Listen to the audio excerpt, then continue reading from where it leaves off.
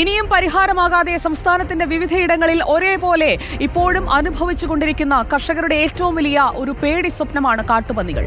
വ്യാപക കൃഷിനാശമാണ് കാട്ടുപന്നികൾ വരുത്തുന്നത്. പത്തനംതിട്ടയിൽ നിന്ന് പ്രവീൺ പുരുഷോത്തമനും കോഴിക്കോട്ട് നിന്ന് സിനോജ് തോമസും നമുക്കൊപ്പം ആദ്യഘട്ടത്തിൽ ചേരുകയാണ്. ആദ്യം പ്രവീൺ പുരുഷോത്തമനിലേക്ക്. Good evening Praveen Purushothaman. കാട്ടുപന്നി കൂട്ടമായി എത്തി കൃഷി നശിപ്പിച്ചു എന്നുള്ള വാർത്തയിൽ ഒതുങ്ങുന്നതല്ലാതെ പന്നിശല്യം ഒഴിവാക്കാനായിട്ടുള്ള നടപടികൾ എവിടെയാണ് ഇപ്പോൾ തട്ടി നിൽക്കുന്നത്?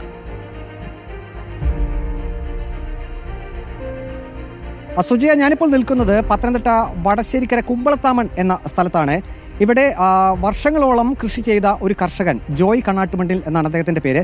പക്ഷേ ഇപ്പോൾ അദ്ദേഹം കൃഷി ചെയ്യാൻ തയ്യാറല്ല. കാരണം അദ്ദേഹത്തിന്റെ കൃഷിയിടത്തിലെ വിളകൾ മുഴുവൻ കാട്ടുപന്നിയും ഒപ്പം തന്നെ മറ്റ് വന്യമൃഗങ്ങളും നശിപ്പിക്കുന്ന ഒരവസ്ഥയാണ്. ഇപ്പോൾ നാം ഈ ദൃശ്യത്തിൽ കാണുന്നത് അദ്ദേഹത്തിന്റെ ഈ കമുകിൻ ഒരു തോട്ടമാണ്. കമുകൊക്കെ അവിടെ വെച്ചിരിക്കുന്നത് നമുക്ക് കാണാം. പക്ഷേ ഇപ്പോൾ ഈ ദൃശ്യത്തിൽ കാണുന്ന കമുക് കാട്ടുപന്നികൾ വന്ന് അതിന്റെ തേറ്റ കൊണ്ട് കുത്തിയിട്ട ഒരു ഇടമാണ്. ഇത് കണ്ടില്ലേ, ഈ ഇത്രയും വലിപ്പത്തിലുള്ള കമുകുകളൊക്കെ അത് വളർന്ന് വലുതാകുന്നതിന് മുമ്പ് തന്നെ കടക്കൽ വെച്ച് തന്നെ ഈ കാട്ടുപന്നികൾ ആക്രമിച്ചത് നശിപ്പിക്കുന്ന ഒരവസ്ഥയാണ്. പക്ഷേ ഏതാനും കമുകുകളൊക്കെ ഇപ്പോൾ ഇവിടെ നിൽപ്പുണ്ട്. പക്ഷെ അതൊന്നും ഇനി വളർന്ന് അതിൽ നിന്നും വിളവ് കിട്ടുമെന്ന് യാതൊരു പ്രതീക്ഷയും ഇങ്ങനെയുള്ള കർഷകർക്കില്ല. ഇദ്ദേഹത്തിന് ഈ കമുക് മാത്രമല്ല, തെങ്ങ്, വാഴ, അങ്ങനെ എല്ലാ വിളകളും അദ്ദേഹം കൃഷി ചെയ്യുന്നുണ്ട്. 5 ഏക്കർ കൃഷിയിടമാണ് ഈ കുമ്പളത്തമ്മൻ എന്ന സ്ഥലത്ത് അദ്ദേഹത്തിനുള്ളത്. പക്ഷേ ഇപ്പോൾ അദ്ദേഹം പൂർണ്ണമായും കൃഷി നിർത്തിയിരിക്കും. നമുക്ക് ഇപ്പോൾ അദ്ദേഹത്തിന്റെ കൃഷിയിടം കാണാം. ഈ കാട്ടുപന്നികൾ കൂട്ടമായി ഇറങ്ങിയതുകൊണ്ട് അതെല്ലാം ഉപേക്ഷിച്ച മട്ടാണ്. ഒരു കൃഷിയും ഇപ്പോൾ അദ്ദേഹം ചെയ്യുന്നില്ല. പഞ്ചായത്തിൽ നിന്നുമൊക്കെ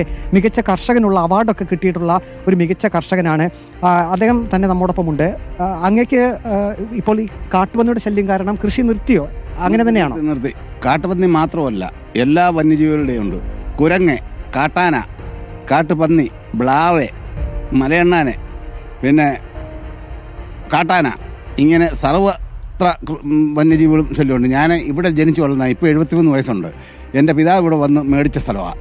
വെട്ടിത്തെളിച്ചതല്ല, കാശ് കൊടുത്ത് മേടിച്ചാണ്. അന്ന് ഇത്ര ശല്യമില്ലായിരുന്നു. ഈ കാട്ടുപന്നികൾ ഇപ്പോൾ നമുക്ക് ഈ കമുകൊക്കെ കാണാൻ, ഇത് എത്ര പ്രായമുള്ള കമുകിൻ തൈകളാണ്? ഇത് 3 വർഷം പ്രായമായതാണ്. അതുപോലെ വെള്ളവും വളവും കൊടുത്താൽ ഇത്രയും വളർത്തിയായി, മനസ്സിലായോ? പിന്നെ ഇത് പറങ്കാവുണ്ട്. എല്ലാ സമഗ്ര കൃഷിയുടെ ഉള്ള സ്ഥലമാണ്. അതായത് കൃഷി ഓഫീസർമാരുടെ എല്ലാ സർട്ടിഫിക്കറ്റ് എൻ്റെ ഉണ്ടല്ലോ, സാക്ഷ്യപത്രം, അങ്ങനെ ഞാൻ കാണിച്ചല്ലോ. പിന്നെ ഇന്ന് കൃഷി ചെയ്യാൻ എനിക്ക് വയ്യ. നേരം ചോദിച്ചാൽ കഞ്ഞി വെക്കുന്നത്. കളക്ടർക്ക് എനിക്ക് വരുമാനമൊന്നുമില്ല എന്നുള്ള എല്ലാ തെളിവ് ഉൾപ്പെടെ കളക്ടർക്ക് പിന്നെ അപേക്ഷ കൊടുത്തു, പെൻഷൻ വേണമെന്ന്. എനിക്കിപ്പോൾ പലവിധ രോഗങ്ങൾ ഞാനും എൻ്റെ ഭാര്യയും. താങ്കളുടെ ഉപജീവനമാർഗ്ഗം കൃഷി തന്നെയായിരുന്നു. ഇപ്പോൾ മോട്ടിക്കാൻ പോകണം, അതെനിക്ക് പഠിച്ചിട്ടില്ല. കർഷകരെന്ന് പറഞ്ഞാൽ നിഷ്കളങ്കരായ വർഗ്ഗമാണ് കർഷകവർഗം. അവരിനി മോട്ടിക്കണം. മന്ത്രിമാരെ പോലോ ഒന്നുമില്ല. എനിക്ക് എൻ്റെ പേര് വെച്ചോ, ഞാൻ ജയിലിൽ പോകാൻ തയ്യാറാണ്. ജീവിക്കാൻ വയ്യാത്ത സ്ഥിതിയാകുമ്പോൾ എന്ത് ചെയ്യും? അളമുട്ടിയാൽ തിരിച്ചു കടിക്കും. ഇങ്ങനെയുള്ള സാഹചര്യത്തെ തീവ്രവാദം ഉണ്ടാകുന്നത് ജീവിക്കാൻ. ഈ കാട്ടുപന്നികളെ അതായത് ത്രിതല പഞ്ചായത്തിൽ ഇടപെട്ടുകൊണ്ട് കാട്ടുപന്നികളെ വെടിവെച്ച് കൊല്ലാം. അതായത് അംഗീകൃത ലൈസൻസ് ഉള്ള ആളുകൾക്ക് കാട്ടുപന്നി വെടിവെക്കാമെന്നാണ് പറയുന്നത്. ഇപ്പോൾ ആ ഒരു നടപടിക്രമങ്ങളെല്ലാം ഇപ്പോൾ ഇല്ലാതാവുകയാണ്. അതൊരു ആശ്വാസമായിരുന്നു നിങ്ങൾക്ക്? വിജയിക്കുകയല്ല. കാട്ടുപന്നിയെ ഞാൻ വെടിവെക്കാൻ ഫോറസ്റ്റുകാരെ അറിയിക്കുന്ന കിലോമീറ്റർ അകലെ ഇവർ വരണം. അന്നേരത്ത് കെട്ടിക്കാൻ കൊണ്ടുവന്ന മണവാട്ടി പെണ്ണുങ്ങളെ പോലെ ഈ കാട്ടുപന്നികൾ ഒരുങ്ങി ചമഞ്ഞ് നിൽക്കുകയല്ല.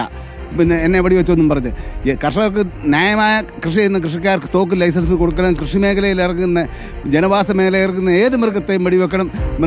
വന്യജീവി വേട്ട കൊണ്ട് ഈ കേരളത്തിൽ ഒരു വന്യജീവികളും വംശനാശം വന്നിട്ടില്ല. ഏതെങ്കിലും കൊണ്ട് ഈ പിന്നെ കാശ് കൊടുത്ത് വൈദഗ്ധ്യം ഇല്ലാത്തവർ ഡോക്ടറേറ്റ് എടുത്തോളൊന്നും പറയട്ടെ ഏത് മൃഗത്തിലാണ് വംശനാശം വന്നതെന്ന്. കാട്ടുപന്നികളുടെ ശല്യം കാരണം നിങ്ങളെപ്പോലുള്ള കർഷകർക്ക് കൃഷി നടത്താൻ പറ്റുന്നില്ലെങ്കിലും കൃഷി ചെയ്യാൻ പറ്റാത്ത സാഹചര്യം എന്നാണ് അദ്ദേഹം പറയുന്നത്. Thank you Praveen Purushothaman.